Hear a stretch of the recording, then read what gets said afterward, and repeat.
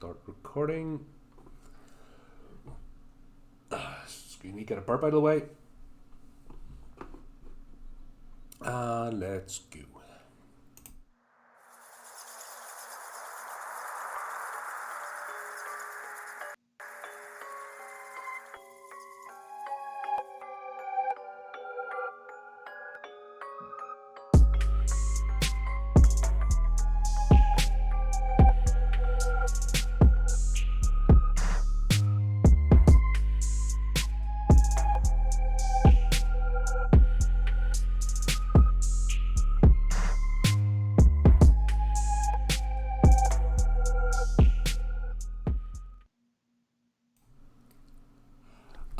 We're back, motherfuckers. We are.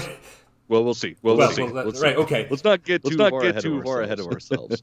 If this works, we're going full steam ahead. We're back. If not, fuck it. I am done because I have read every instruction manual, bought shit tons of new equipment, shiny camera and everything. It even has a wee light on it. You can press and get it go bright and make my head even shinier. It is very glorious. Hopefully the memory issues are sorted out because that was the problem with the last device. It kept running out of memory. This is going to be pre-recorded first. If everything works out, we'll try streaming again. But fuck, I'm nervous. I'll not lie. I'm like shitting myself going, this is going to screw up again because... Keep freezing up, so let's see what happens. Yeah, I think that might be a rendering thing. That's why we don't have like fancy doohickey graphics in the background because... There's only so much a computer can take. Oh. That sounded like a network thing. Okay, I think you're back. You're back. That was an internet thing. Back. Okay, we've had an internet thing already. Yay! Just get it done over with in the beginning, I guess. Get it done over with in the beginning, I guess. Doomed. Who placed the hex on us? Right. I would say who have I annoyed in my life, right. But the list is rather long. So, I wouldn't even bother bringing that. Yeah, but wouldn't even be tomes of books of like people who have a grudge against me because I've pissed them off at some point in life. But hey, my list is longer, so meh. Oh, your camera's doing that weird like resizing thing. I have no idea how that happens. Yeah, I was noticing that. I touched nothing. Right, before we get stuck into proceedings, good to have you back, buddy. Hell yeah. It has been a minute. Hell yeah. It's been a very long minute. Pretty excited to sit down and talk to you. Honestly, I really didn't know if a show was going to go on between work, technical problems, just generally being burnt out because...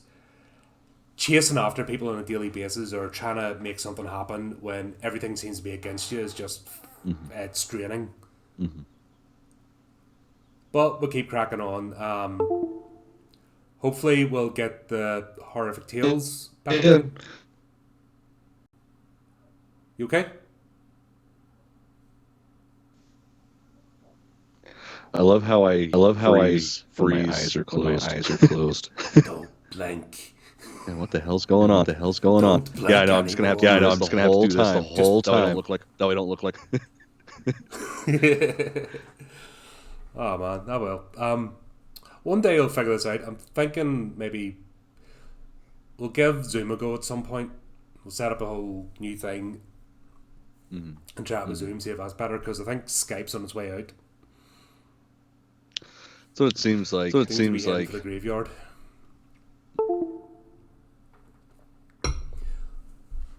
But where have we been? Frig, work, nightmare, just non-stop there before the new year. Finally got some time off so I can concentrate and stuff. Nice. What else? We've used up all our material at the moment, so I think in the new year start a drive to get some more. Hopefully authors out there will want to take part. But the big thing is we need support. Honestly, we need people to help share this stuff out and just get us on the map because there's quite a lot of effort goes into the stories. I mean, there's quite a lot of hours go into recording, editing, putting it all together, doing the social media stuff. But when you've got like one or two people doing it, it's virtually impossible. You know what I mean? That's where you need everybody to get on board. And you know what I mean, if you want a bit of a payoff, obviously, we feature author stories. The more successful this channel gets, the more successful your stuff gets. You know, it's kind of hand in hand, but just need a bit of help. The algorithms on social media do not help whatsoever. Everything's geared towards squillions of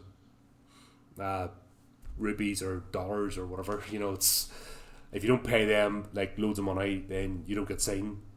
So the only way is grassroots, people sharing, liking, commenting, getting it out there. Just even spreading the word that we're here. You know, that's always useful. You keep bleeping. He's frozen again. Oh dear, I've killed Cameron. I think I killed you again. Come back. Yeah, it keeps going out on me. It's an internet thing. Fun times. One day we'll get a full episode without shit breaks. Right. It's like I don't get it either. Like I fucking hate Skype for that reason. Like I pay for the most expensive internet that I can have. Like I should be running a good solid gig. In my office, not wired in at least 750 megs, and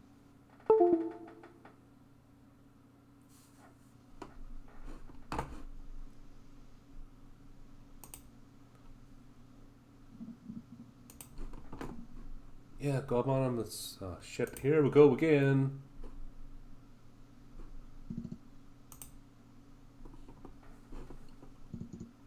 God, I'm not even getting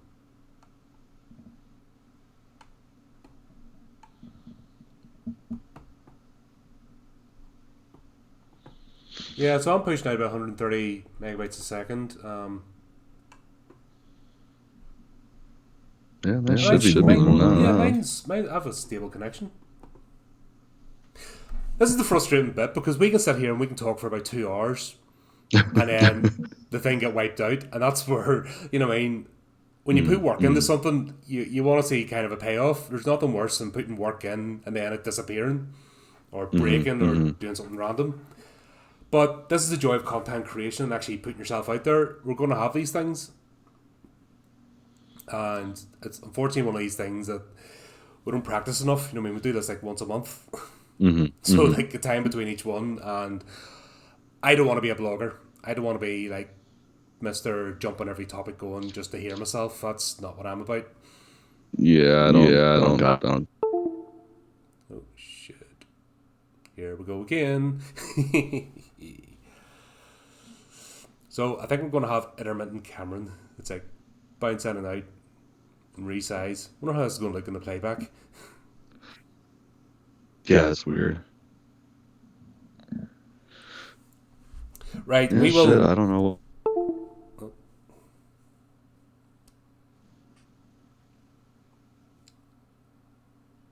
Oh shit. This show's doomed. Doomed. But I'm also a stubborn shite. Yeah, okay, go back. Okie dokie then, we're having fun. Yeah. All that stuff you just said, I concur. Yeah, okay. Yeah, I kind of kept talking there just to Mr. Rittner just jumping in and out and bouncing. This really feels like a transatlantic call. You know the old school sort of telephones? And just there'd be crackles and buzzes and pops. Yep. Keep getting that. Ah, crap. Right, I have no idea what's happening. Yeah. Fuck if I know. This is dumb. It's just dropping out, that's the thing. Yeah. It's like you coming through, Crystal. There we go again. Keep hearing a disconnect tone.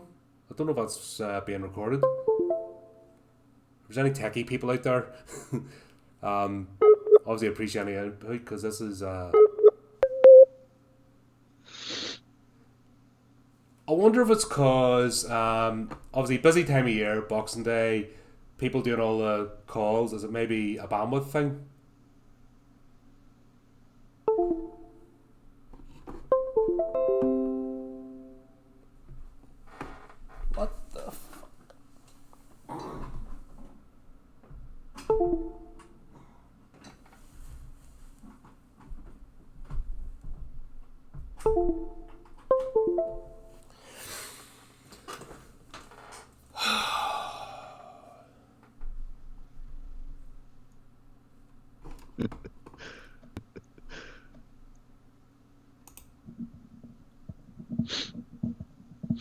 Right. I'm connected. I'm stable. Yeah, and instead of looking at my shit, I'm running 585 megabytes. 585 megabytes. So I don't know what the fuck's going on. Like I'm saying, it could be just time of year. Bandwidth. Everyone's jumping on and doing the same thing at this sort of time of day. Yeah. Could be just damn families connecting with each other. Getting in the way of our art. What the hell's wrong? Fucking bastards. What the hell? Oh shit, here we go again. Well.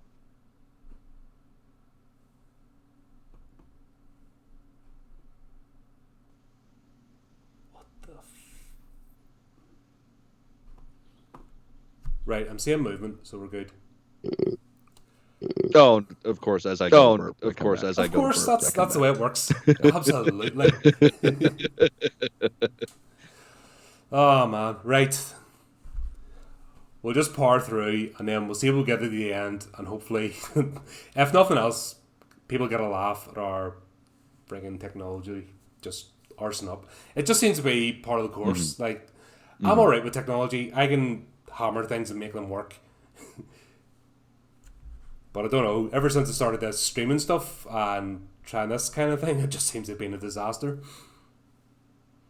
Yeah, that shit just doesn't seem fun. Yeah, well, but tis the way of things, because this is actually a good vehicle to get to talk about topics even outside of, talk about the channel and where we're trying to go and connect with folks, That's all we can try and do this. God, I'm stumbling already. Fantastic. I don't think we've lost him again. Right. This is going to be like a blip, blip, blip, blip, blip, blip, blip. Right. Let's let's get into movies. This time we're going to do 2 movies, yap about it, and hopefully... Hold on, why is it only saying 12 minutes? Oh, right, it's okay. Right. Sorry, I'm just paranoid. I'm paranoid about everything. I was like, that's the recording one. Yep, it's recording. It's making right noise. There's a file on the desktop. Things are looking as if it should be. Just don't try to open it while we're streaming. No, we learned that lesson last time. that was wrong. Oh, gee, there's nothing worse than recording over an hour's worth of stuff and then 20 minutes appears, or when it goes up on YouTube and you see the full show and then gradually refreshes down to 15 minutes, you're like, what the fuck is happening? Right. And no reason for it whatsoever. And I've looked up every help file, and I even went as far as going on Reddit, and that place is a cesspit.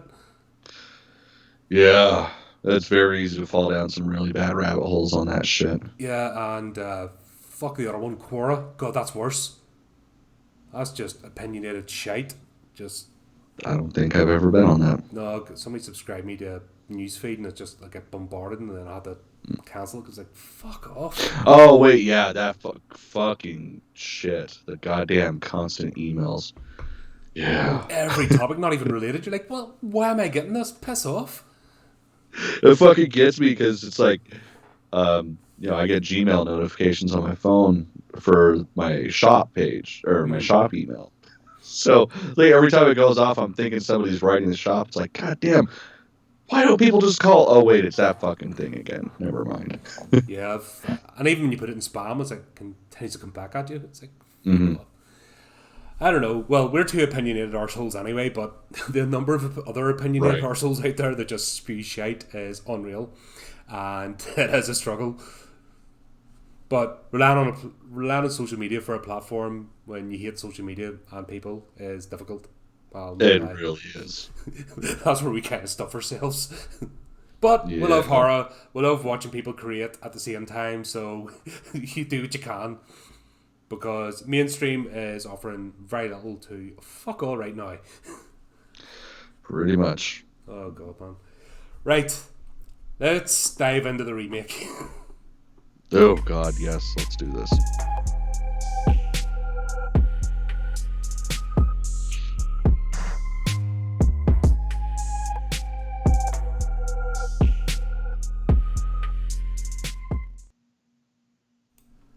God, that little image at the end of Scandal. Ah!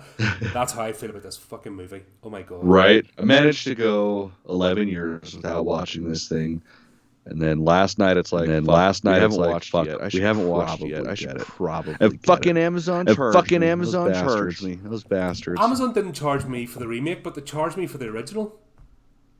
Yeah, see, and it's funny because stateside, the original is on Prime. But this one, it's either like cause I watched the theatrical version. I didn't watch the unrated. You could only and it's like I'm not spending fucking $20 on a digital copy of this. What I know is probably gonna be garbage. It's probably bad enough spending $3 for rental. Yeah. I had credits. And I still had to spend like $3 rent the fucking thing, and I feel like they owe me. Feel like they owe me back $5 back. This is absolutely terrible. Let's just start off there. Yeah. I mean, the hype on all aside, and lately I'm a bit hit or miss with Nicolas Cage. You know, I mean, he's good at some off the wall stuff. He's good at comedy. Yeah. But fuck this. Yeah, this is like before Nicolas Cage really became the caricature of the Cage that we all know now. With films like Mandy, or Color Out of Space, shit like that. So this is like trying to keep it in the realm of acting. Because I mean, you got to remember he's a fucking There's a huge legacy behind him that he has to uphold. Definitely did not in this fucking movie. This was nominated, just fun fact, this was nominated for a Golden Raspberry Award for Worst Screenplay. And it was I believe it. I believe it. Just pipped. This is how low the rating was in 2006. It was just pipped to the post by Basic Instinct 2. And I don't know if you remember that absolute shit show. I never watched it. Oh god, I never watched it. No. Fuck it. Oh god, I can't even remember the plot.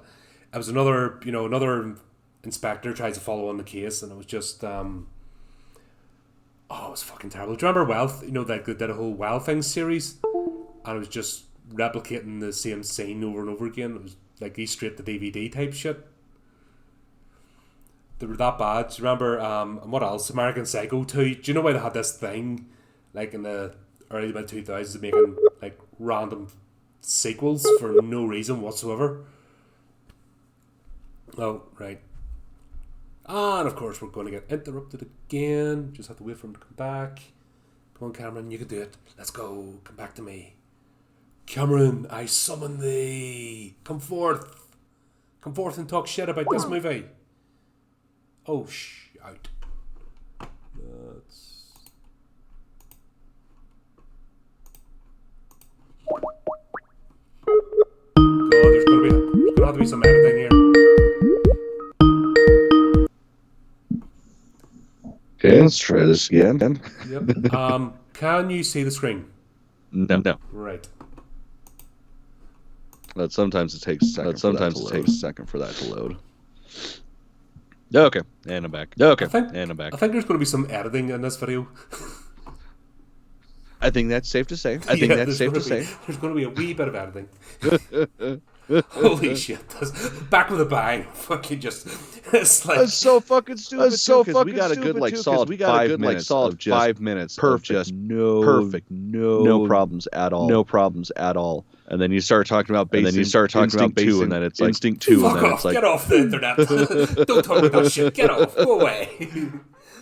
Like, just let it die already. Or I was also talking about like the Wild Things series.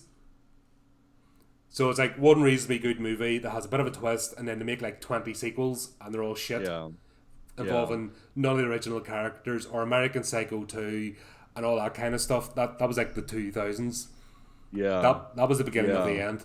Yeah.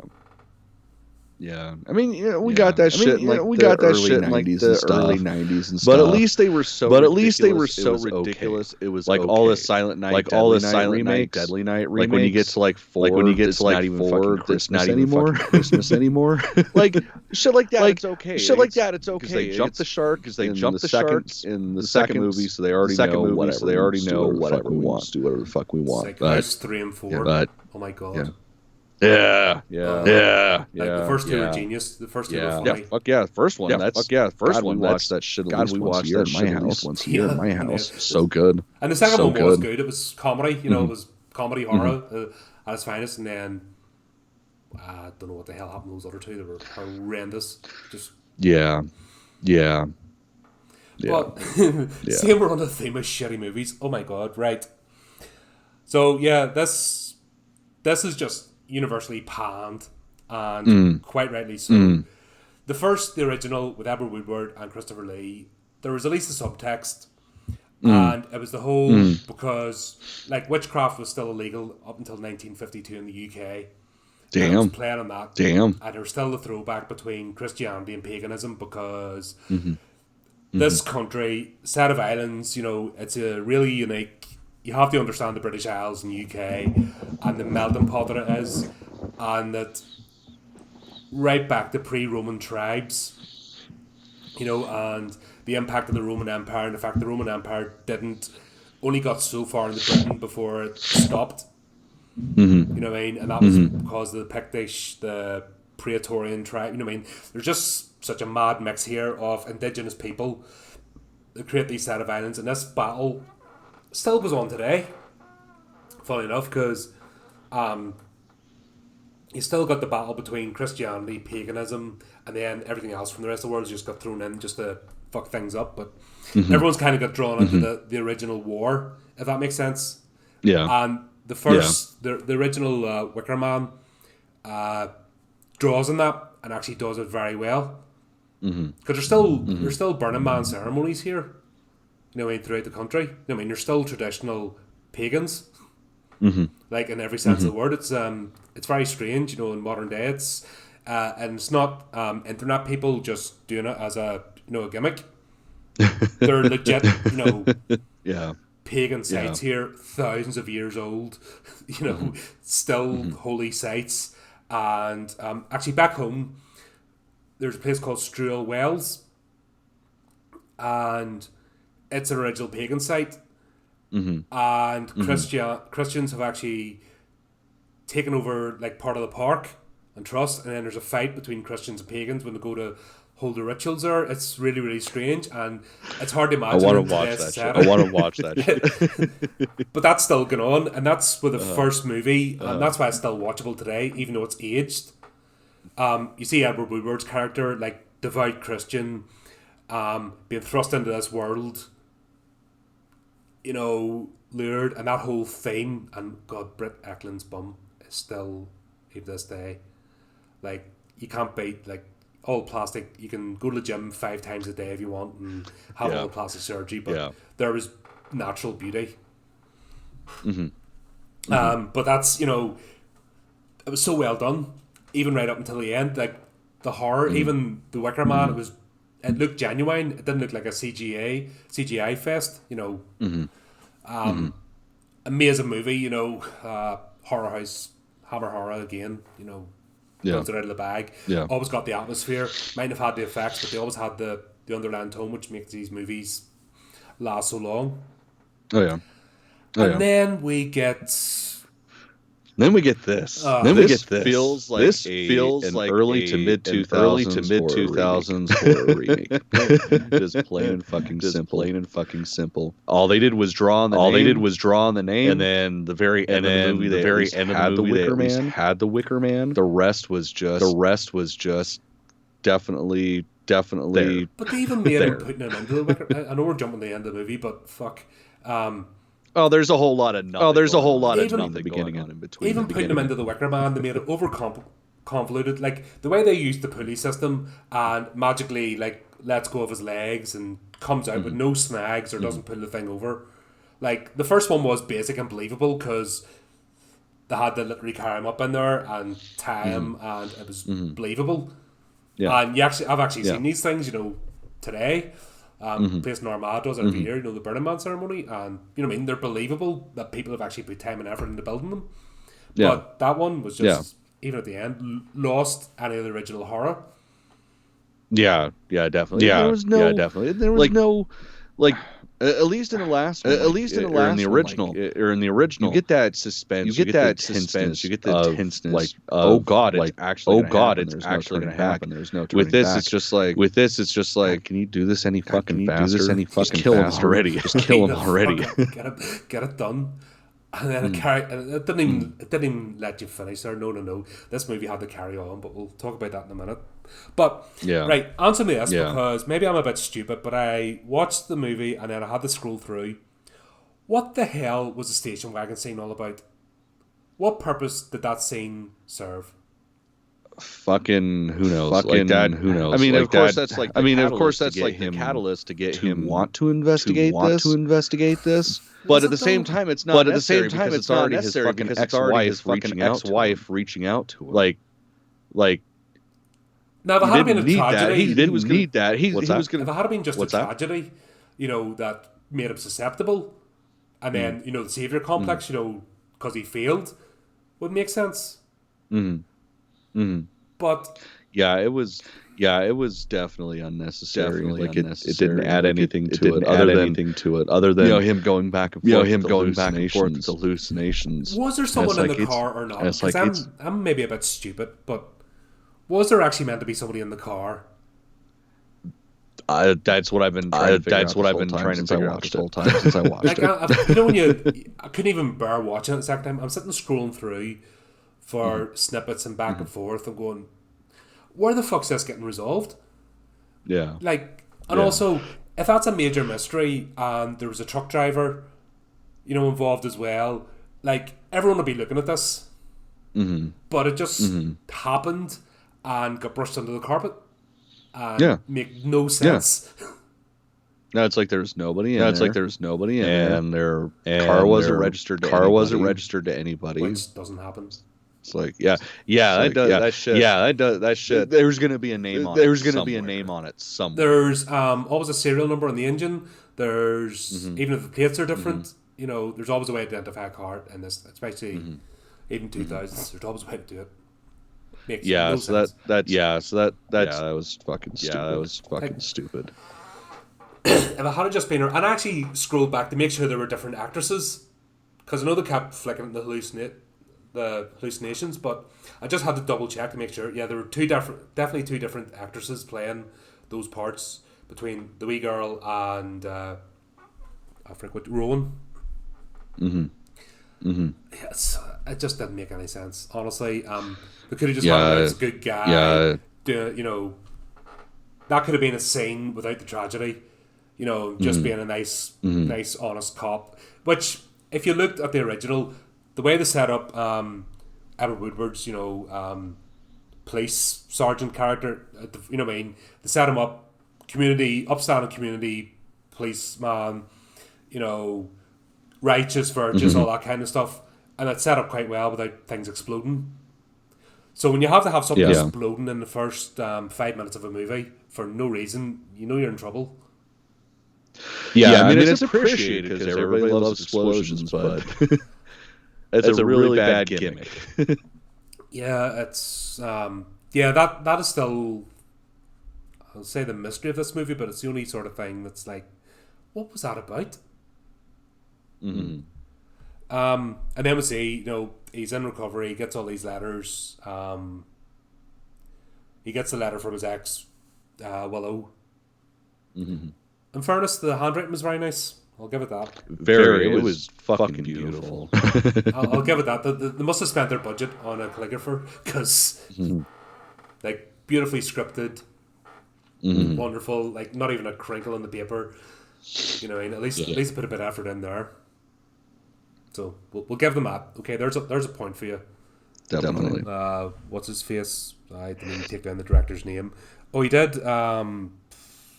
What else did he do?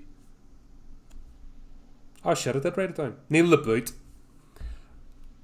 And the only other movie that's even remotely like well known is In the Company of Men, which I've never watched. I've heard it been mentioned, but like basically his career tanked after this. You know what I mean? That's good. He deserved it. Yeah, basically this was a nail in the coffin. Like, I don't know where he was. He could have been a mediocre film director. He could have maybe had a career, but after this, I looked at his discography and it just went downhill. Yeah. Well, it's because he's solely the name of Johnny Ramone at the end. Like Johnny Ramone didn't. That was the original director, wasn't it? What? No, who's the original director? The original director did he? No. I'm saying like the end, like they dedicated the movie to Johnny Ramone. Oh, I missed that bit. Oh, yeah. That was at the credits, like right before the credits ended, because apparently the director and Nicolas Cage were like really good friends with him. And it's like, but didn't he die in 2002 and this is released 2006? Like, most people give a shit about punk rockers that much. All right, I missed that, because honestly, I was just glad for it to be over. To be honest, once it got to the end, like fuck, that's right. Get me the fuck out of this. So he looks up on the internet. This thing screams cult. At least in the original, it didn't scream cult. It was just an isolated village, which up in the Hebrides is quite possible. There's loads of little islands that are isolated communities. And there's a whole ferry network, boats go back and forth and can only get reached like once a day. It's actually quite an interesting part of the world where the original was set. This thing just screamed cult. Like, friggin' David Koresh was, he may as well have been in charge. It was screaming from the internet from the day one, which, I'll just go on my own. Missing child, writes a letter, doesn't do anything about it, I'll just go round my own and not do anything. Yeah. Right. And then we have a Snorefest, which I think it's the politest way to describe it, as he meanders around the village. Yeah, it's just like, dude, what do you hope to expect? Like, you showed up, and right from the get-go, everybody's sort of like, oh, well, fuck you, guy. Like, that's how it's going to go. You have no jurisdiction. They even say you have no jurisdiction. So it's like, what? I don't know what he was expecting to find out. Yeah, it was just, honestly, it was hard to keep track of this in terms of not wigging out. Yeah. I tell you how bad it was. I actually started painting this while I was watching it, just to get through it. Started like doing my detail and stuff on my little project, because that's how bad this was. Because it was just like, is there anything actually important? And then the flashback scenes, which made no sense. Just, messing with them. At least the first one had that sense of battle, battle of wills, and trying to corrupt them. That basically have them purified for the sacrifice, which made sense. If you had it, I think if Edward Woodward's character had it broke and coursed it into Brett Eklund's character, or the original Willow, then I don't think he would have been sacrificed. It would have actually saved his life. Because then it would have been tainted, you know what I mean? Where they were looking for the virginal pure sacrifice. This thing, it made no sense. Like, no, it's like, oh, we're going to sacrifice him because he's the dad, and apparently that's what they do. Yeah, we'll talk about that towards the end.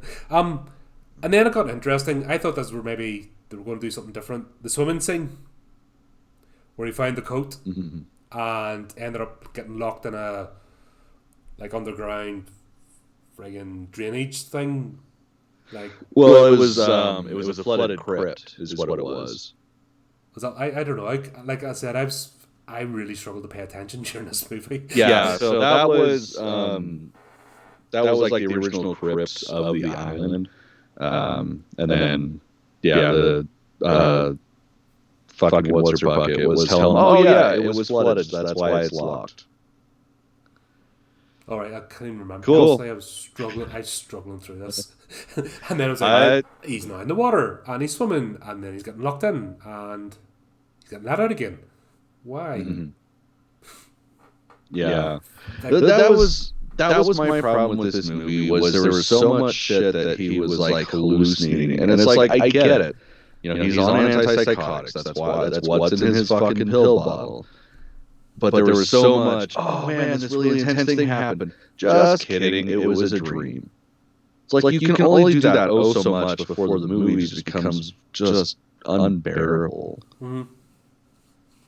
The only movie that really got that right was Jacob's Ladder. Don't even remember that one. It's more of a psychological thriller based post-Vietnam. I haven't. I know I've seen it, but I don't really remember it very much. They did all that hallucinate, but it was actually it was a callback to when they were actually experimenting on soldiers with LSD. Mm-hmm. Do you know what I mean? So it all built up, you know. And I like warped reality movies. I have the, you know what I mean. I like the ones where is it real? Is it not? God, what do you call him? Sam Worthington did a brilliant one. God, I can't even remember the name. I'm trying to where he's looking for his daughter. You know, that's why it's kind of a bit of a parallel. And he went to a hospital and he thought there's some sort of weird conspiracy. I'm trying to look it up. It's a brilliant movie. Actually, I'll not talk about it more and spoil it for you. Check that one out. Look up Sam Worthington Hospital, or you know, whatever you need to type into Google. Fucking, it's actually a really good movie. And like I said, yeah, that's where they did it right. Yeah. But this is utter bullshit. Yeah. Like, they may as well have just, honestly, if they just had went scene by scene, script by script, and just remade it, they'd have had a better job. But trying to throw random shit in for no reason. Well, I understand changing it up. Like, okay, you're changing up locations, so why not change up characters? Cool. I get it. I understand. Okay, now it's a cult of women. Okay, cool. Again, awesome. I'm on board. Give us something with it. Nope. No, not a thing. It's like, we worship the mother goddess. Cool. But why? And then nothing. So we can sell our money. Yeah, just a whole lot of nothing. And it's like, I get it. Like, you guys are a cult. You know, men are the serving creatures in this cult. Cool. Why? How? Give us a little bit of backstory. It's like, I don't care if it's believable. It just needs to be somewhat believable. And the fact that Scream's cult from day, you know what I mean? When you looked in the website, when he was looking up the website and the fact it was isolated, you just knew straight away cult. And I was like, and no repercussions either. Like when they killed the aircraft pilot, who regularly goes back and forward and obviously has connections with the real world. Like, why would you do that? Why are you going to burn all your bridges? Right. It's like he literally brings in your shit, sells your shit. Like, why wouldn't you be like, hey man, he already left. He caught a ferry. Fuck off. Yeah. And there was no alternative to how to leave the island either. You know what I mean? They didn't even, like, it's not like he went to the saw the wreckage, them wrecking the radio, and then went to look for an alternative way off the island. It was like, nah, that's it. So that in context makes no sense. That's your only method of communication, and there's procedures, but there are, you know what I mean, even private pilots to call in that, because that's how you don't have planes go missing. Yeah. So what? You know what I mean? It just none of that shit makes sense.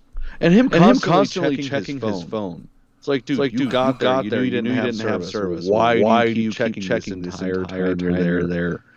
It's not just going to miraculously up. Ooh, I got a bar now. Yeah, and the beep for no reason. In fact, SMS texting was a thing in the mid-2000s, so easily send a coordinate, and when you get a blip of a signal, it would have went.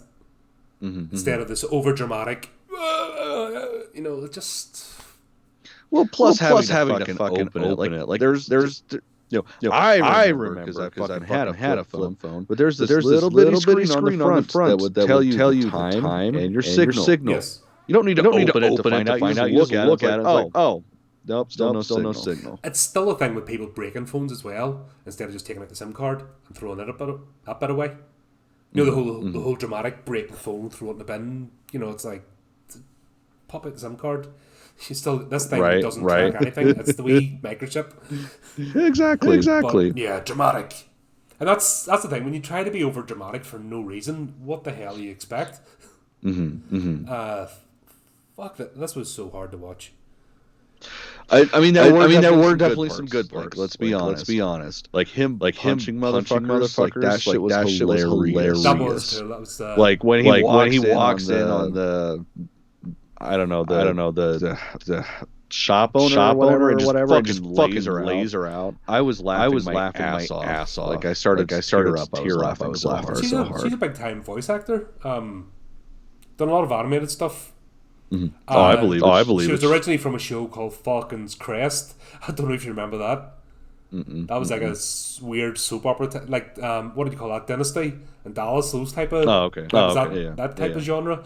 You know, I remember like one of the few shows that came over the pond, because when I grew up we only had like 4 channels. Then we got a 5th one. And so to have an American show fit into like British TV was like a anomaly, if that makes sense. So you got like a small handful of American shows that might have made it across, so they had to be big. So she was big in her time, and she still does a lot of voice actress work, but nothing major, you know, in terms of film. But yeah, that was funny. It was like changing it to a bear and everything else, and not playing like the first movie, the way they had the whole prophecy and the requirements for the ritual. This seemed to be kind of meh. Do whatever you want as long as you get here. Yeah. It's like, oh well, can't burn him. We'll burn someone else. Yep, that was it. And then once again, sure, police officers just go missing and don't report. Like when they carry their badges and stuff. Plus, if you're on sick leave as such for mental, you know, due to mental trauma, I thought you'd leave your gun and your badge. Right. I thought that was you don't go around waving a badge around. I thought you know, as a duty of care thing, you hand in your ID card because you can't operate as a police officer. That was always my sort of assumption. Plus, I'm not a big fan of pistols anyway. I'm more a rifle person. But you've been going around with your pistol. You've been waving around like a lunatic. Like how many times he pulled that thing out, waving it around like a lunatic? It's been in water and he hasn't stopped once to clean it. Yeah. Like, I'm sorry, when you get your rifle immersed in water, the first thing you're doing is you're pulling the working parts, you're cleaning the gas parts, you're making sure like it doesn't rust up because it's so easy.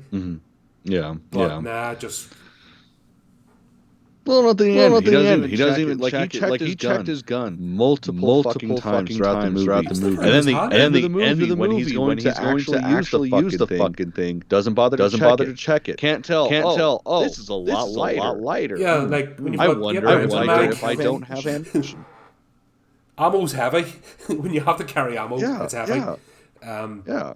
Like it is an obvious difference in weight. Like you pick it up and you're like, oh, this thing is fucking empty. Yeah.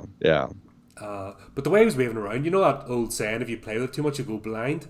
You know what I mean? That's how much he was fumbling about with the thing for to magically have all the rounds taken out of it. It's like, fuck off. Like, this was every cliche you can imagine. And then, they didn't even give it, like, when they finally put him in the Wicker Man and, like, there wasn't even the horror of the first one. Like, the first one, like, even the sounds of the animals screaming, the voice, the sound effects he used was haunting.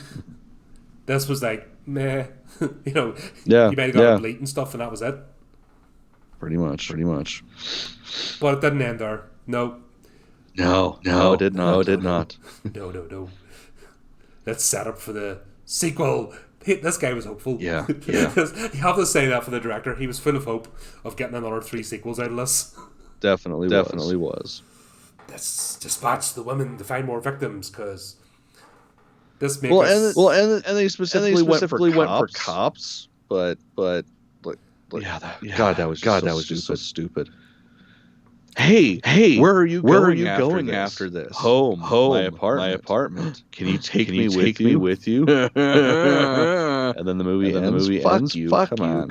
And what a waste of James Franco. I mean, he is a waste in itself, but still, I don't like that guy. I don't mind. I don't know. I like the first Planet of the Apes that he was in. He's a safe actor, you know what I mean? What's the one he did with the Wizard of Oz remakes type thing? That was alright. You know what I mean? Wizard he of Oz. He's a generic actor, but I don't know. I liked him in Pineapple Express. Oh, he's pretty good in that. Yeah, so he has his. You know what I mean? He's not an offensive actor. You know what I mean? He's not like somebody who just grates on your nerves the way Nicolas Cage has become, or fucking Sylvester Stallone or Arnie Schwarzenegger in a movie again. It's just like fucking stop, stop. Or who else? You know what I mean? He's not one of them jarring actors that you just like. I can't watch anything with you in it. You know? Yeah. But it just seemed a bit of a waste. I think they were trying to set up for a sequel. That's why they have someone like him in it. Because he's still reasonably well known at that point. Yeah. So I think that's what they were trying to do, was him to be the next guy and then maybe solve the mystery or something, but fuck off. Yeah, it's like we didn't need a sequel to that at all. No, we didn't even need that movie. This served no purpose. Yeah. God, finally done it. This show, not now. I was going to happily avoid that in movies for the rest of my life, but for the sake of creating content, we'll have to go there. That was one that I avoided. And then it was like, all right, I guess we're watching this. And now it's like, okay, that's done. I will never do that again. Fuck, no. Right, let's go back into the past.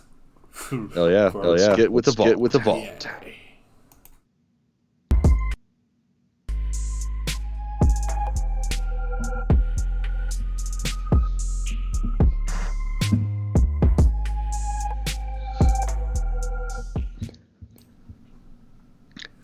Now, I guess I should clarify before we start. We were talking about the 1922 Nosferatu, right? Not the 76 remake by Werner Herzog. Okay. Because I almost watched that. I didn't know that the original Nosferatu was on here. The only one I knew that was on Shudder was Nosferatu Vampire by Werner Herzog. No. So I almost watched that. No. This was the original style movie. What they did is just give it a wee bit of spruce up, because obviously there's a whole project going on which is actually quite cool. Of these original reels are like in museums and kept. So there seems to be a bit of a project to go on and getting these at least digitized, so at least the art's preserved. And it was fucking beautiful. If I didn't know that was the original stock, like this was the actual, I would have for sure that some of these shots were remade recently. It was so crystal gorgeous. It was a weird mix between cinematography and stop motion, and still, it's, you know, I mean, when you see a movie from like 1920s, it's still watchable. And they can't pull it out of the bag with all the stuff we have today. I think that's what makes me hate modern cinema even more. Right. In fairness, it does go on a bit. Oh yeah. It drags. I think this is still where the transition between theatre and cinema, was a thing. And funny enough, considering today's times, this movie's very relevant. When you talk about plagues and how people react and get terrified and the way the herd stampedes, it's funny how like something from that long ago can still resonate today, and people don't change. Right. It's just back in this time, the Spanish flu or just past the Spanish flu epidemic, so it's pretty fucking relevant.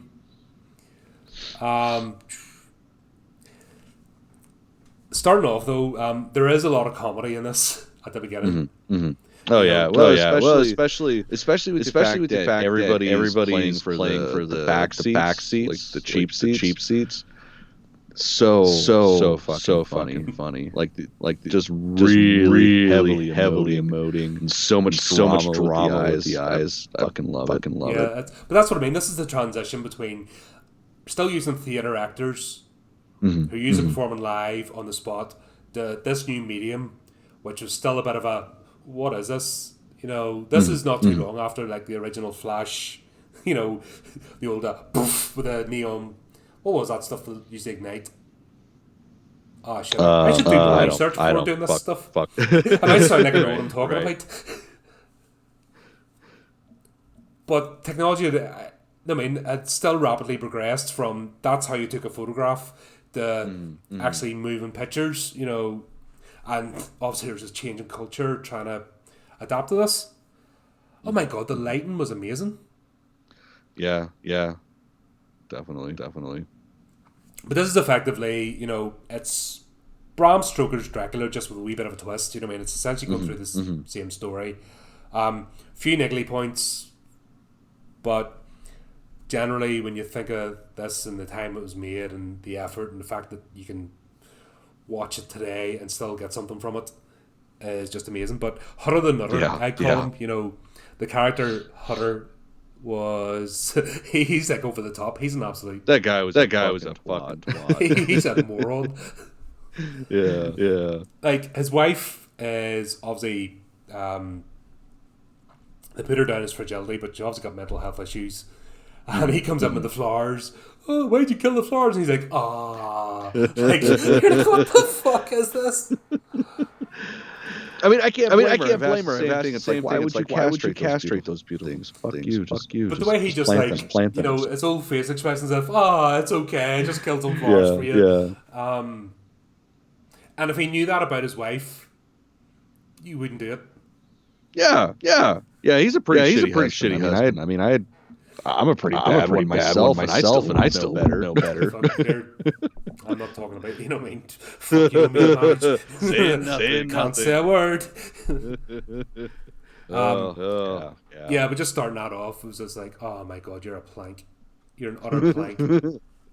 Is that what the character's supposed to be? There's another scene later on I'll talk about, which really actually pissed me off that I wanted to see him get killed because it was just rude. Let's talk about the real estates, or realtors as you call them. That he goes into what you call him, Knock, the real estate agents. Oh my god, what if you worked in a place like that? It'd be brilliant. We have a letter. We're going to sell him stuff. Right. We're going to sell him that shitty building, and he is going to. I understand all of this gibberish. Oh yes. This says a thing. But like evil fucking Dr. Evil off. We're going to sell him that shitty building right out the window, which also looks from your house because everyone's on the same street. It was the 1920s. What do you expect? Right. Well, I guess this probably would have been set earlier than that. I actually don't know when this fucking set. I think it's late 1800s. I was thinking like 1820s, but it's yeah. Excuse me. But that scene was just hilarious. Yeah, definitely. Even when he deciphered all the runes and symbols, he points to the shitty house with no windows. When the thing specifically said, I want a nice house with privacy. Have that abandoned factory. Yeah, we'll sell them that. Right in the middle of town with all these windows. Yeah, that's private as shit. Yeah. That was just, and they all like burst into laughter and stuff. Like really, it's like, who's the villains in this movie? Right. It's like we know it's supposed to be the vampire. This guy's kind of an asshole. Yeah, it's like right. So far, I'm not feeling sympathy for the protagonists. Like they're not doing themselves any favors here. Yeah. And then when Hutter gets to the inn, like that dude's just a complete fucking asshole. This guy, he deserves to die. Fucking slams around, ignorant and shit. Back then, if you went away on trips, you went away for like a few days at a time. And if he was a real estate agent, you had to go and travel around houses and properties. The way his wife acted, when he was leaving, was just like, has he never left her before? Right. And yet he's completely clueless. He's completely clueless about her. And he had to leave her with someone else to look after her. It's like, what the fuck? I know it's a sign of the times and stuff, but still, fucking hell. Like, most like middle class or well-to-do ladies, which how you can be that while being an estate agent. I don't know. Like, even the whole, like, their house and their lifestyle compared to what they do in that time just doesn't make sense, because real estate seem pretty extravagant. Yeah, just weird, warped from reality. We'll have to say though, we'll meet the most adorable, petable werewolf. Yeah. Like, holy shit. That thing, scary. There's a werewolf on the loose, and then it's just cute as fuck. It's like, man, I'd be okay with that. But how the hell does a hyena get into Central Europe as well? I was like, the hell? Right. But it was a side plot that doesn't make any sense. No, it was pointless. It was okay. It's like, look, we got this wildlife. Let's use it. Yeah, and all throughout the thing, like, you can tell that people haven't seen this type of stuff before. Mm-hmm. You know, you can tell that this is the first time they've been experimenting with scenes, which has actually become a staple of every horror movie now, and music video and metal video. You know what I mean? Of centipedes to snails and stuff. You know what I mean? They use it in every video. It's funny that this like did it first, and it'd be fun to actually go back in time and watch a theatre audience coming out of this for the first time. Oh yeah. Yeah, that'd be cool as hell. You know what I mean? Just like the way that, like, even the transition stuff actually was really well done, and even the way they did the stop motion in between worked. So I have to give it that, and even the same with the horses, like the horses kicking and stuff, was really well done. Like, that was beautiful cinematography, I have to say. It's just the plot was, I think they were trying to stick close to the book, but they hadn't really, like, they didn't want to copy it exactly, but they didn't know what to do. Yeah, I mean, they couldn't copy it. It was technically illegal to fucking do. That's why it was Count Orlok instead of Count Dracula. Yep. Fair enough. What else? Yeah, this is the bit that really pissed me off in the movie. When he was in the inn, the chambermaid was making the bed, and he throws his hat on the bed. Like, fuck you ignorant cunt. Right. Yeah, he was just being an asshole in that. And then there's this table of books. And he's just fucking with them, throwing them around and shit. It's like, why are you such an asshole? Like, there's no endearment to this character. Like, you just want him to die in the first scene, honestly. Yeah. It's like any modern movie, he would have died within the first act. Yeah, or maybe definitely. That just to annoy people and then make his death glorious. Yeah. But, no, this guy's a nurse. But we do get introduced to vampires, terrible phantoms, and the 7 deadly sins, which kind of acts as the narration point, sort of the plot point throughout the movie. But then it's interspersed with diary entries, and that's where it gets a wee bit confusing. Yeah. Once again, beautiful scripted writing. I have to say, the way they did that was amazing. That's 2 points for both these movies. It's just the way that the calligraphy, I just find it absolutely stunning. Yeah. Not an ink, you know what I mean? And this is supposedly done with ink and quill and not even a drop, just absolutely beautiful. And it just basically goes around explaining the legend of the vampire. When I think about it now, the next scene, when he's actually getting up to the castle, was it because he's a dick, or the villagers were being dicks, that they just dump him on the road, so they'll go no further, when they could have just told him, we'll only take this point beforehand?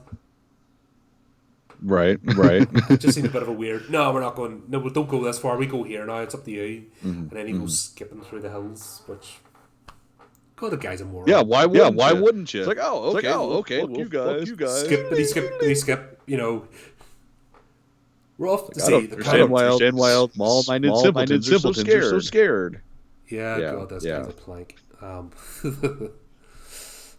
Then we make Count Orlok, and how obvious was that? Yeah, that was pretty fucking funny.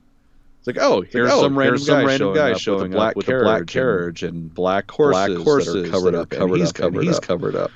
God, those couldn't possibly be the villain. Like, those are that was like full leather coverings. It's like fucking hell, and that thing was falling apart. Did you see it shaking? Oh yeah, like that thing was ready just to go and just collapse. Yeah, that was pretty fucking funny. Count Orlok needs to learn to drive though, and that was one of the points, because you see how he just goes veering into the trees and then back again, and then all over, like, whoa. I mean, he's a vampire. He's got more important shit than learning how to drive a stagecoach. And that was the funny thing as well, because it's like American style stagecoach in Europe. Just like, okay, throw out. I hadn't even considered that. That's fucking funny. I needed to look up where this was filmed. Actually, I should have done that, but some of this was filmed obviously in like the West, because it was that type of hillside and country, and it was a stagecoach. It wasn't like a normal carriage, because it was a carriage of difference because of the terrain, and obviously things are a lot narrower in Europe. It's more densely packed. But yeah, that was funny. But the way that scene where he's just taking off and swerving all over the place and like getting up, I was like, holy shit! Like, well, and how trusting is this dude? Just some random guy shows up. He's like, okay, fuck it, let's go. Like, this guy's dumb. He's just yeah. He definitely needs somebody to take care of him. Then the scene in the castle, he appears again, and like, nah, you can't tell the difference that he just drove him there. Like, why didn't he just pull the cart up and get out and say, my servants are asleep? Right. Like, from them go and hide, and appear as if he's somebody else when you knew it was him. Made no sense. Or does everybody look the same? Like, same build and eyes. And I mean, that's a possibility. Like, you should have just drove up and like, right, my servants are asleep, you're late, blah blah blah, and just went and did it. But that was funny. That's where I kind of started dipping out a wee bit. After this, I think as well the music was a bit off-putting, because it was all high tempo dramatic music, and there was no like lull or to bring us into the plot. So I was kind of finding that from this point onwards difficult to keep track of the movie. I don't know if you felt the same. Yeah, music was definitely a little weird. But I mean, to be fair, last time I watched it, I've got a version of this that instead of having this soundtrack, it's a bunch of goth bands doing the soundtrack. So it's a very different experience. Oh, fair one. Yeah, it's if you can find it, it's actually pretty goddamn good. I have watched that there. Yeah, but I just find that the high tempo of the music, like they were giving the audience, I could picture being in a theater watching this, and they're not giving the audience any rest. Yeah. Do you know what I mean? And the whole point is the plot needs to drop down a bit, go to normal, explain its origins. Yeah, and especially with it's not like this is like very scary. He's sitting there having dinner, talking to the dude. Mm-hmm. And then he's gonna go to sleep. That's not very scary. No, and then he gets bitten, and why bite him? It makes this is where the plot I kind of lose it a bit, because right, Count Orlok, obviously the whole village knows about him. They're suspicious of him, so he's not getting to move on with his plans. He wants to relocate. I think this was meant to be Spain he was moving back to. Still, it's mainland Europe anyway. Possibly no, Switzerland. He was moving back to Switzerland because a Parcellton is a Swiss doctor that was mentioned in one of the things. So he's actually moving from like Transylvania. They couldn't say Transylvania, obviously, so they didn't get sued. No, they said Transylvania in it. No, they said the world of dark, dark and goblins. They were kind of ambiguous about it. No, there was definitely Transylvania mentioned. Did they mention it? Yeah, because I thought they were being deliberately sort of oblique about this. When like at the very beginning, when the real estate dude is deciphering the letter, he starts talking about our count coming from Transylvania. We need to give that blah blah blah. Yes, true. Yeah. Sorry, because then they're very ambiguous about locations, and this it was like they didn't want to commit. Yeah, no, the rest is definitely up in the air as where the fuck everybody else is. But I think it was Switzerland. I think they were heading from Transylvania to Switzerland. Yeah, that would make sense. But then they went along the Black Sea. That's where the boat, you know what I mean? It's the Black Sea to get back in. What I don't get about the plot. So, obviously, Count Orlok, he wants to set up somewhere new. Doesn't want to make fuss, wants to carry on his plan, and yet what does he do? He starts flipping murdering people and putting Knock into some weird transatlantic trance, which is weird. Or not Atlantic, it was, like I said, it would make more sense, the Black Sea. Yeah. Mediterranean sort of area.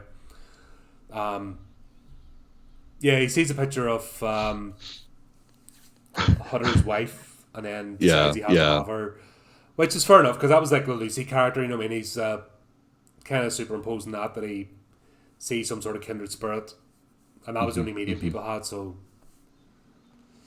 made sense that calling out to her, but don't understand, like, I think they made Knock the Renfield character, but serving no purpose. Other than just to go crazy. It was there was not really much to that. He effectively announced his arrival before he even left his home. Where, you know, I mean, if it was to me, I think the plot would have went much better if he had to just move quietly across, set up in the place, and then started his shenanigans. Fright night. Yeah, it would have made much more sense. And then appearing at her window and stuff, you know, gradually would have been. Maybe I was too close to the original plot. Maybe they're afraid of that. But this is where the movie kind of lost me a bit, because it's like he just went on a rampage, or you know, even on the ship, killing all the crew. I know it was kind of brought up in the books as well, but it just doesn't make sense. It didn't really fit in anywhere. Other than like, now we got these police inspectors because everybody's dead. No, it was it gets a bit odd. And then obviously he brings, because of the ship and the plague, then everyone goes into a panic over something completely different. Like, not a way to announce yourself.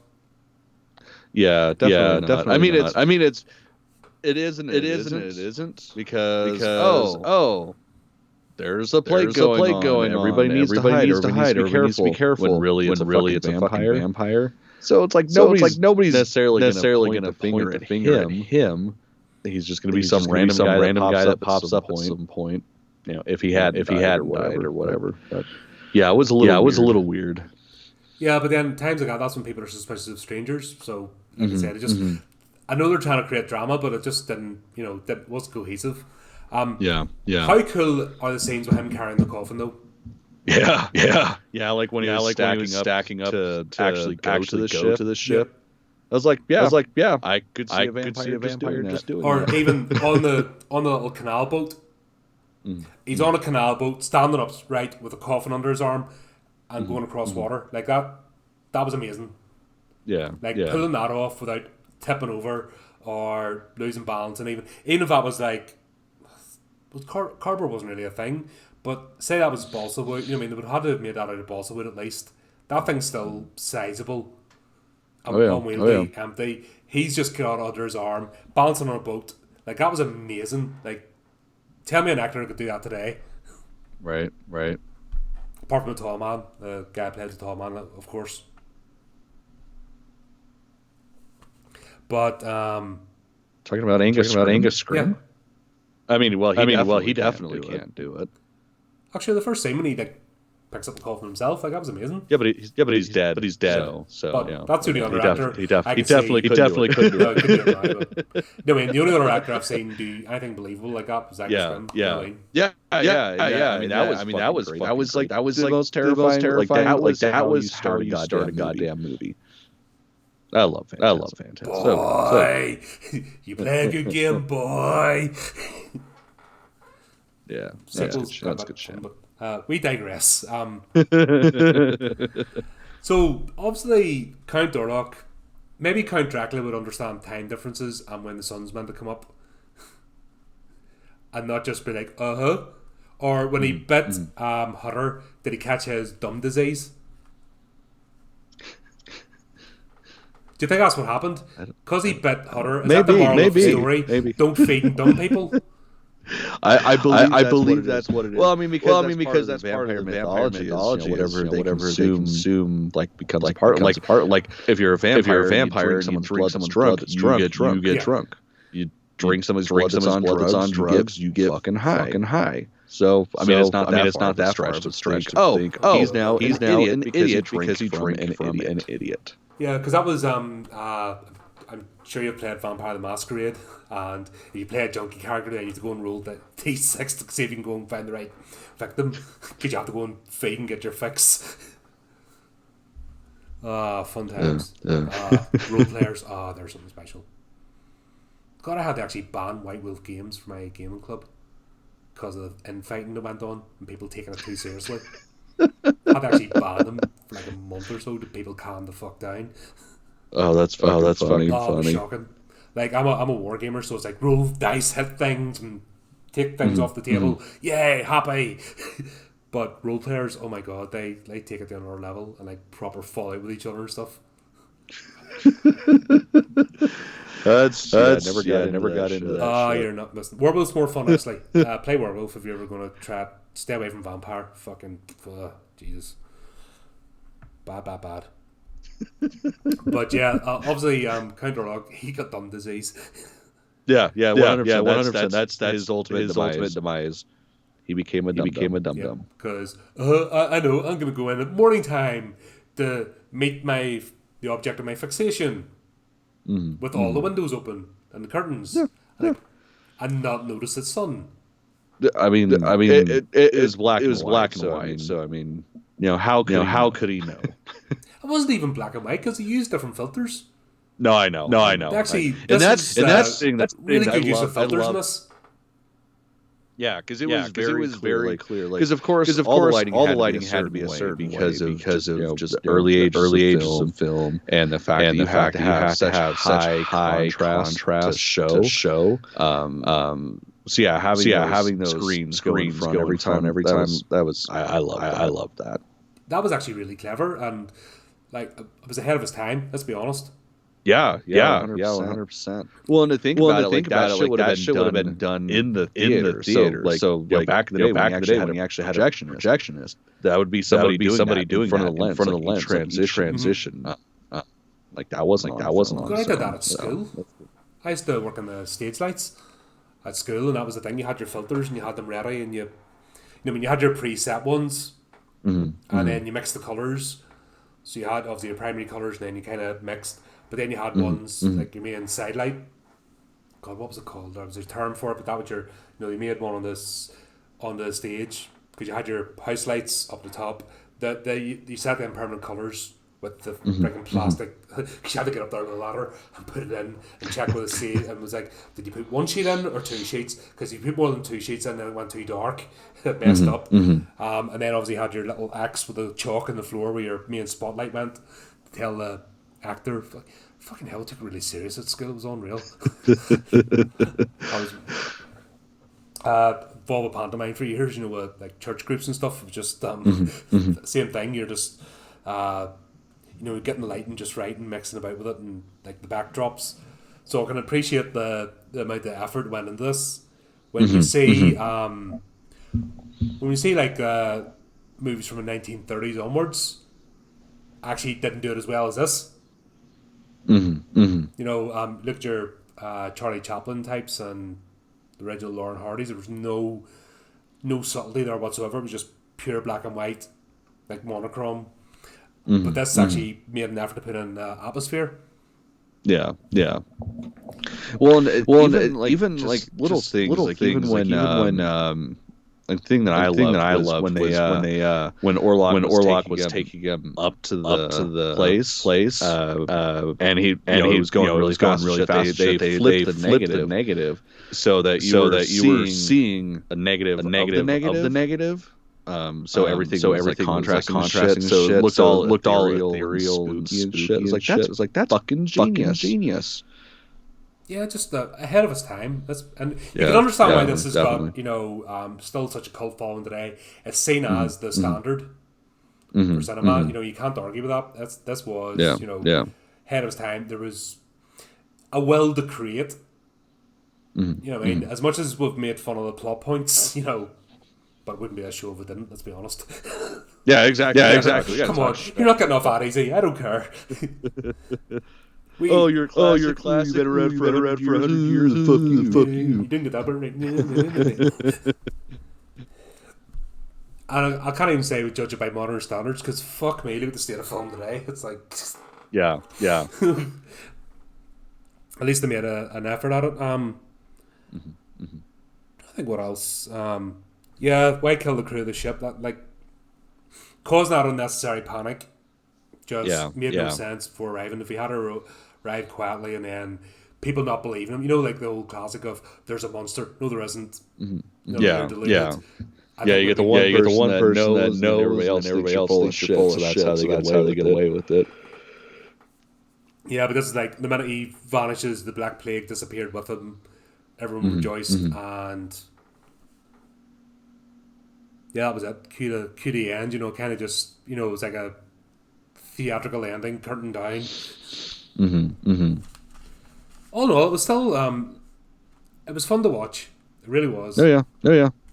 It's definitely one that gets a repeat every now and then. It could have been 45 minutes to an hour. That last half hour is pretty rough. Because that's where all the story comes in. But by that point, you're already like at least for me, I was fucking dozing off, and it's like why all that build? Like you didn't need the first 30 minutes of the movie. Could have just done a faster version. The bits in the middle with the scientists, we didn't even cover that bit. Like, that served no purpose. No, the professor teaching the students and talking about carnivorous plants. Yeah. And then they're trying to liken vampires to carnivorous plants, which made no sense. And then all the random, like, all that could have come out. And you've had a much more streamlined movie. Just like I said, even without all the drama of him coming back, like, they could have saved money on the ship and everything else just by having him come across and then do it from the house. And the rest could have been, why would somebody want to buy this dilapidated shithole? You know, that instead of the, we're going to sell him that house. You know? Yeah. That was just random and mad. All in all, though, fun, enjoyable. Much better than the Wicker Man. Yes. So when a 1922 movie can do better than a 2006 remake, supposedly bringing it to the modern day and like top class actors and Hollywood's finest and all that shit. Fucking hell. Yeah. Just reminds us why we appreciate the old stuff. Yeah. There's still some heart and soul in it. Right. Was it Tarantino was saying that Hollywood goes through phases of just blandness? Probably. And he was saying it was like the 1950s, then the 1970s, and then like mid 2000s, and now we're in it again.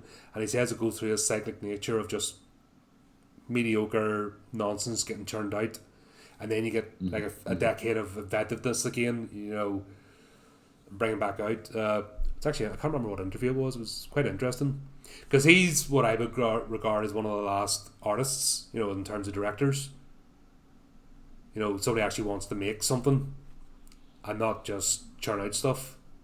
Yeah. He definitely fucking he can get away with that kind of shit. Yeah, well, he can pump out every 10 years that gets to do 100% himself. So I can see it. Yeah, it's kind of, you know what I mean, but this cookie cutter shit that, you know what I mean, that's been going on for decades, and I think people are just getting worn down now, you know. Yeah. I mean, it almost seems like some shit's turning. I mean, you know, recent stuff like Last Night in Soho. That's a good fucking movie. And it's like, man, I really hope this is the changing of the tide going back to people being able to do you know what inspires them and just make a fucking movie, or not just make a product. Yeah, and also the whole point of movies is A, escapism, and B, bringing people together. Yeah. Not this is today's world on screen, and we're going to beat you over the head with it, and we're going to tear people apart. And if you don't agree with us, then don't watch this movie. But if you don't watch this movie, you're also a horrible troll. Fuck off with that shit. It's just headache inducing. Right. Just give me some entertaining shit. I just want to see some people die. I want to see some really cool colors and listen to some good music. That's it. Just give me that. Yeah, not hard. Like, we've been able to do it before. And we were talking before, man. Obviously, start recording, but Spider-Man: No Way Home. No Way Home is a good movie. They've actually brought it back. That's one worth watching, even though I'm burnt out with the whole superhero genre. I watched Arcane, which is on Netflix. It's an anime, but it's got horror elements to it. Really good. It's only one season so far. Really good. You know what I mean? That's an example of them bringing it back. Squid Game was quite decent. That was fun. But I love shit anyways, like KJ horror, all that shit. Like that. I love that. Yeah. The only thing about that series was the convoluted side plot, which didn't need to happen, because they did so much with the main plot of the people, why they take part in the game, what motivates them, how they get sucked in, and why even their lives aren't important to their dreams because they've just got themselves in that much of a bad position. The weird side plot didn't make sense. You know what I mean? But apart from that, and that was something I don't think needs a sequel, yet they're set up for one. I hope there isn't just because of how powerful this was. Because we already saw it. We know what's going to happen. If they make a sequel, it's just going to be the first season, but with different characters. We don't need that again. Yeah, we don't need that. So. I hope they don't make a sequel. And that says a lot coming from someone like me, because if I find a series that I like, I will watch that shit until it drives to the ground. Because I fucking love it so much. I'm finding myself, if I'm still not engaged by the third season of something, I'm dipping out. Dude, if I can't get in by the third episode, I don't watch it. Period. But you know what? You can have a good first season, and then it carries on, and then usually around about the 3rd/4th season, it starts to repeat and go to the same tropes again, and doesn't seem to be going anywhere. What I was watching was The Expanse. It's sci-fi, but started off good, the concept, but then it just didn't go anywhere. And by season 3, I'm going, fuck, this is just the same old shit repeated. It's hard to keep with. I don't know. Go back to miniseries. What's wrong with going back to okay, you don't want to do a full movie because sometimes it's hard to put all the concepts and ideas, but go to a miniseries, 2 or 3 episodes or something. Right. Or one season. Well, and that's the thing. It seems like that's where the true creativity is nowadays. Anyways. Great example is Star Wars. The movies are fucking trash. I mean, Rogue One and Solo, I love those. Fantastic. But where they're getting it right with the television show. It's a smaller budget. It's there's less stakes involved, but there's more freedom, more creative freedom. I feel like that's the direction of where everything's going, or at least should. Well, let's be honest. It was the expanded universe that kept Star Wars going. It wasn't the original movies. Yeah, I mean the movies great. Obviously. Otherwise we have 40 years of. But it was the expanded universe of other ideas, and stepping away from the main characters and exploring the universe is what kept that franchise going and kept the money coming in. Because you can only rebuy the DVD, Blu-ray so many times when you've already got it. Yes. You can only do that so many times. Not every time. That's weird. Yeah. Right.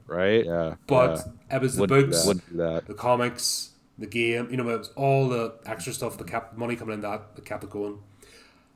Yeah. And then it just pissed on it. I was like, okay, fine, fuck you then. Yeah. But it's been a bit of a crap year for horror as well. I think it's been an okay one. Seriously, I can't fillet Last Night in Soho enough.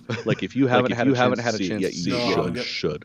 Edgar Wright is fucking phenomenal. I am a huge fan of the Jalo genre type shit. Like I fucking love that stuff. And this is straight up a modern genre. It was beautiful. Fucking the score is amazing. Their use of color and lights. It's a fucking killer movie. Like that alone made this year's horror releases not that bad. That's right, because I didn't even I was going to go see Halloween Kills, but see, to be honest, see me get my arse out of the house now to go to a cinema, it's a struggle. Mm-hmm. I agree. It's just, am I going to get a load of hassle? Is someone going to get in my face? Is it going to ask for some, like some sort of ID or check? And it's like fucking 1930s Germany at the moment. It's pissing me off.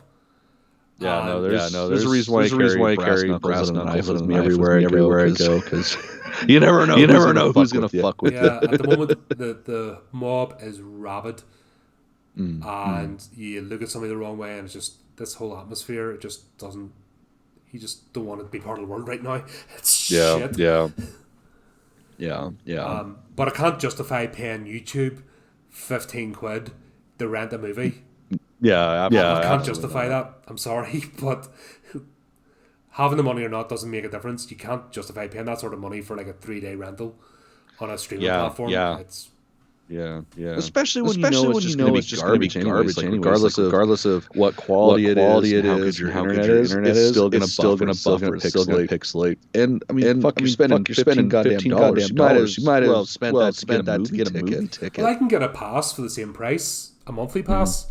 But I'm waiting to see what happens next year before I invest in it, because I can't be like, I've been to the cinema twice this year.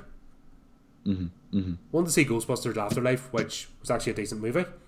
Bit flat at the end, but still it was enjoyable. And Far From Home, like I just said there, I went there last week. That's it. I've been twice this year to see films, and it's not the enjoyable experience that it was. I hope we get out of it, because it's pissing me off, because that used to be my thing. I'd go and watch back-to-back movies. Same. It's fucking depressing when you realize that because I mean, of course, I miss concerts. I miss just like being able to go out. I hate going out, but I miss being able to. But going to the movie theater, that was. I mean, my wife and I did that shit at least once or twice a month. Like that was. Basically us going to church type of thing. And I think we've only gone maybe 3 or 4 times this year, and it's fucking depressing. Because that used to be our thing. Yeah. And we couldn't have started this at a worse time. Let's be honest. But right. We'll have the time. Well, it works because what the fuck else are you gonna do but stay home and watch movies. But at the same time, it's all the movies that were in post when all this shit happened, so they could release them. Yeah, we're already through that. It's like now what do we watch? Yeah, and then you're trailing like Shudder is horrendous. Shudder, they're fucking pissing me off with all the shit they're doing. It's like I understand they're getting behind their like the shit that they see as their properties. But then they're going around and picking up other things and then giving it dick. Like Everly. That was on there for like a week or two before they pulled it. It's like you could have at least kept that through the holiday season, because that's really tradition for me. Gremlins, Everly, and Jack Frost. Like those are the three movies I have to watch for Christmas. And they're idiots. Yeah, I don't get it. I struggle in the even though it's a cheap price for their subscription, it's looking cheap. It's just. Yeah, that's definitely the hard part. Like I just do the yearly subscription because I don't mind. Like that's it saves you like $20 almost, and then you only do it once versus having every single month. I did that originally, and then I got a code, so I tried to apply the code, and then what they did is they applied the code to give me a month free, and then they reverted it back to monthly again. I'm like, bloody hell! Like even the admin is so awful with that platform. Yeah. It's one of those ones like I'm gonna keep more than likely, but at the same time they're not really giving us any reason to keep it. If the price goes up, I'm out. that's basically it. If it goes up even $1, I'm out. Yeah. Honestly, it's kind of where I am. I mean, sure, we get the Joe Bob marathons, every few months or so. But really, I just got scare package the other day. Because I'm also have like a. It's called the horror pack. So basically, I get four random horror Blu-rays every month. For I don't know, it's like $20 like that. For fuck's sake. What's that? Unboxing videos. I never even thought of that. I'll remember that next time. But yeah, it's like the whole point of having Shudder at one point was because of Joe Bob. Because that's the shit they keep consistent. And they were filming that shit through the pandemic because it was so easy to do. But I just got Scare Package Blu-ray and it's special edition, and it comes with that fucking episode of it on Joe Bob, and it's like that. I mean, that's awesome. But it's if they're going to start releasing shit like that, that defeats the purpose of having a fucking Shudder subscription. Like, I will just wait and pay the $15, $20 for the fucking Blu-ray versus $50 a year for something that I watch occasionally. Like it's. If it wasn't for this show, I wouldn't be watching Shudder. Yeah. That's kind of like. Shudder. There's some movies on there that are like, if I can't sleep, like Twins of Evil, I fucking adore that movie. One of them died recently. Really? I didn't know that. She passed away last month. Damn, that's crazy. Yeah, she was 80. Oh, I guess it's not that crazy. But still, you look at that movie. There's no. That's. Like shit like that. That's like I can't sleep. I'll put that on. That's a great one. It's a great one. Just turn my brain off and go to bed. But I can also just buy the fucking movie. I don't need to keep a streaming service just for that. Yeah, that's kind of the direction I'm going. But the danger with that is that you're not being exposed to new stuff, and that's what I'm kind of trying to avoid. Because I'm a kind of a creature of I like what I like, and I stick with what I like. And I don't like being annoyed with. I've always been a guy ever since a teenager. Once I like something, that's me. And I don't expand. And the whole point of this is to force myself to like step out even to the I hate the Hollywood cookie cutter sort of genre horror movie type stuff. Like your Screams and Saw movies and all that type of shit and Hostel movies. Like it's just I can't be annoyed with that shit and the final millionth destination. Okay. Now, the first one, I will agree with everything else, but I fucking love the Final Destination movies because they're so ridiculous. Like they're so over the top that it's like a fucking joke of itself. The Scream and stuff, I get that. Like I fucking hate Scream. I don't understand the appeal at all. And Saw the first couple ones are okay. Up to part 3. The second one was a bit of a hard to get through, but it kind of made sense. The third one, if I hadn't left it there, I think I tried to watch the fourth one and then gave up after that. Many are now 20 or something. I've seen pretty much. Like I've seen all but the one the Book of Saw. Like the last one that came out, Chris Rock and shit. Which I've heard great things about it. I had no draw on it. Jigsaw was fun. I did see that one, and I liked it. But that was like the year of everything prequel type shit coming out. I was like, okay, whatever. I get behind it. Yeah, God, I just like once something becomes samey and repetitive, I'm like, just stop. Just don't waste. But then you have your hardcore fans that'll go and watch it anyway. So obviously, it's funny too. The reason this shit keeps getting made is because even the people that bitch about it, they'll still go buy a fucking ticket as soon as the movie's out in theaters, just so they can go watch it and bitch the whole time. And it's like you're part of the problem, dude. Don't keep feeding the stray dog sort of thing. Exactly. Yeah, that's another thing. Black Friday, I was looking forward to that. It's not getting released in the UK until February. Damn, that's fucking ridiculous. It was straight to streaming or DVD. What the hell's going on with regions? I still don't understand regional. The politics behind that is so stupid. It's like that's part of the reason why piracy is so bad. Like if you just made it available all regions at once versus here in November there in February. Like, that doesn't make any sense. There's no reason, especially with streaming. It's like you press a fucking button and it's up. Yeah, the only thing that stops me is I'm anti-piracy. I understand.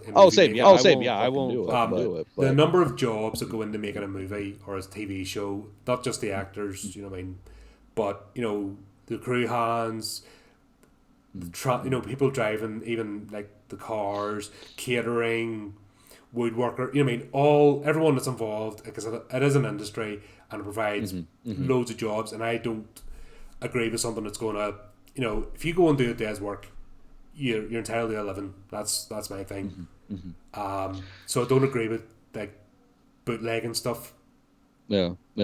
Well, it's like that's why the music industry's gone to shit. Because people stop paying. Like nobody wants to actually pay for quality. They just want free shit. And it's like that's how you destroy something. Like music now musicians are just fucking t-shirt salesmen because of piracy. Because that's the only way they make money. Don't make money from touring. That's the last one I bought. Let's see. Last one. I don't even have a CD player right now. This is my last. I constantly buy records. Like I usually have at least two or three a month show up. if not more. Well, I'm actually looking at getting an old school entertainment system. That's kind of going back in time. I'm going to be out old fart soon.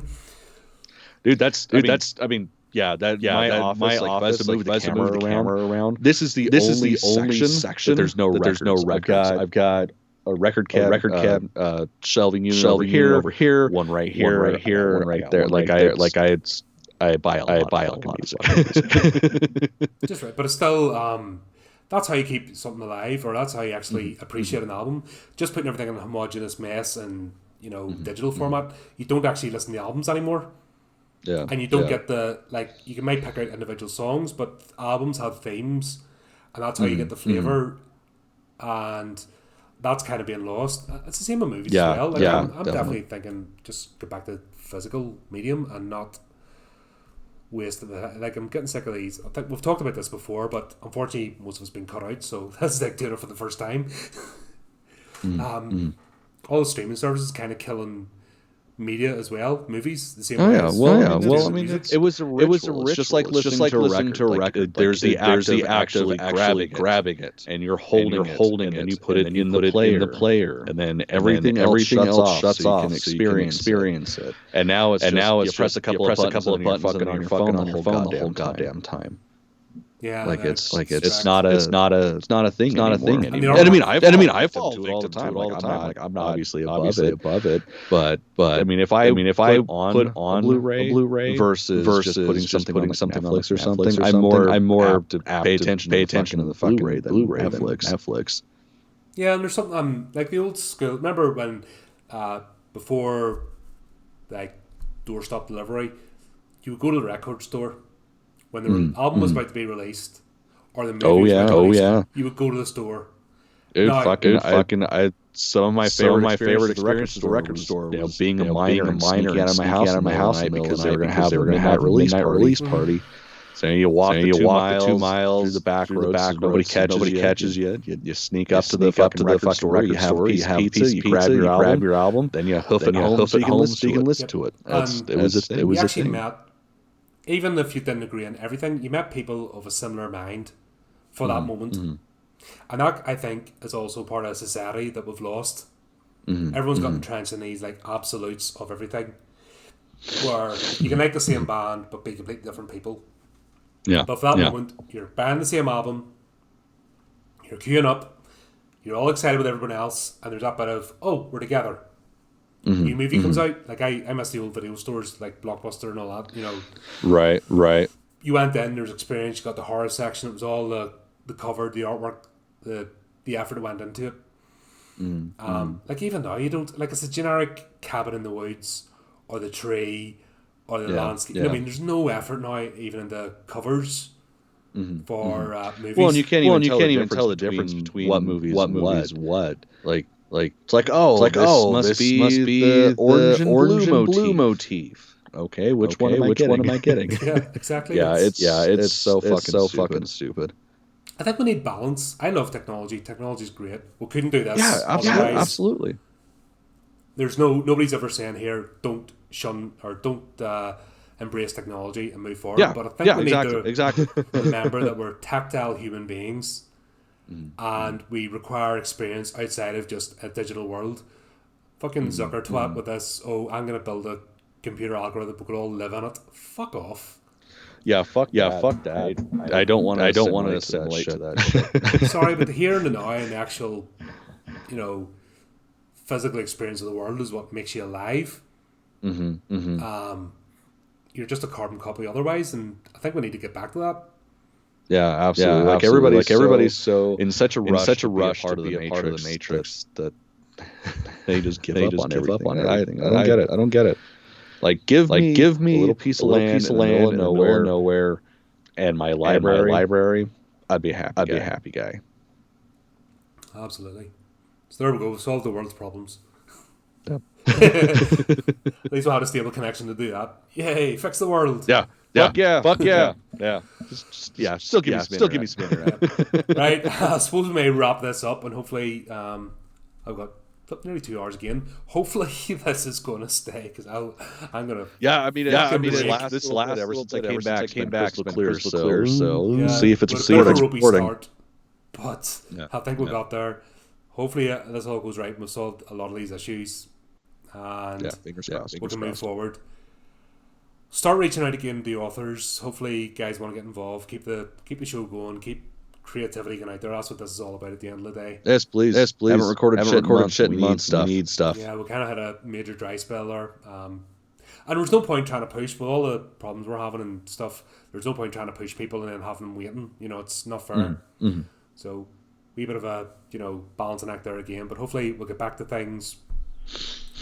Start the new year and move forward and strength to strength. Yep, fingers crossed. So anyway, thanks to everyone so far. 2021 that's taken part. It's been an interesting year. We've definitely got off the ground. Say the least. And here's the new year and new opportunities. Till next time, keep it creepy. Keep it horrific.